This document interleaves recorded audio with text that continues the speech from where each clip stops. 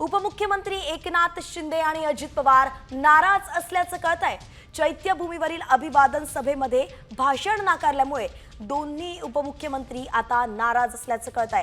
महायुतीतली सगळ्यात मोठी बातमी आपण पाहतोय, दोन्ही उपमुख्यमंत्री नाराज आहेत। केवळ राज्यपाल आणि मुख्यमंत्र्यांचीच भाषणं झाली। चैत्यभूमीवरील अभिवादन सभेत राजशिष्टाचारानुसार पाहिलं तर भाषण नाकारल्यामुळे हे दोघेही नाराज असल्याचं कळतंय। आणि आता या भाषणावरून नाराजी शिंदेंनी कुणी रोखलं, शिंदेंना नेमकं कुणी रोखलं, अजित पवारांना कुणी रोखलं हे देखील बोललं जात आहे। खरं तर राजशिष्टाचारानुसार या सगळ्यांची भाषण होणं अपेक्षित होतं, मात्र केवळ मुख्यमंत्र्यांचं झालं आणि राज्यपालांचंच भाषण झालं तर दोन्ही उपमुख्यमंत्र्यांना यावेळी डावललं गेलंय आणि त्यावरूनच हे दोघेही नाराज असल्याचं कळतंय। आणि म्हणून नेमकं आता पुढे काय होणार, महायुतीमध्ये पुन्हा वादाची ठिणगी पडणार आहे का हे देखील पाहावं लागणार आहे। नेमकं भाषण करण्यापासून शिंदेंना रोखलं कुणी हा प्रश्न उपस्थित केला जातोय।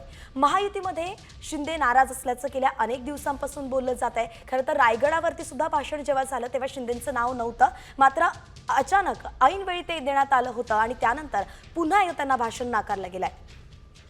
विशाल सवणे आपले प्रतिनिधी आपल्यासोबत जोडले गेलेत। विशाल, काय सांगाल, दोन्ही उपमुख्यमंत्री नाराज आहे आणि त्याचा महायुतीवरती कसा परिणाम होणार आहे?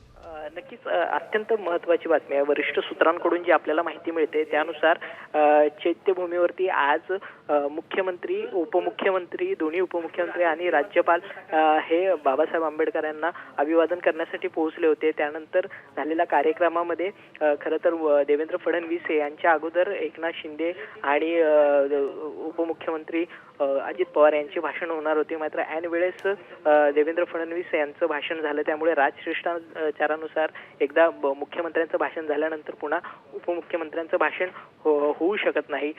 मात्र ह्याच कारणामुळे काहीशी नाराजी व्यक्त केल्याचं मत देखील या ठिकाणी दोन्ही उपमुख्यमंत्र्यांनी नाराजी व्यक्त केल्याचं मत देखील दिसून आलेलं आहे आणि ही माहिती जी आहे ती वरिष्ठ सूत्रांकडून देखील आपल्याला प्राप्त होत आहे। इतकंच नव्हे तर आज चंद्रकांत पाटील यांना देखील विसंवादावर प्रश्न विचारला असता ते देखील असं म्हणालेले आहेत की जेव्हा चार रक्ताची नाती एकत्र असतात त्यावेळेस कुठे ना कुठे भांड्याला भांडं लागत असतं, त्यामुळे कुठेतरी सत्तेमध्ये काहीसं अलबेल आहे का हे देखील पाहणं तितकंच महत्त्वाचं ठरतंय।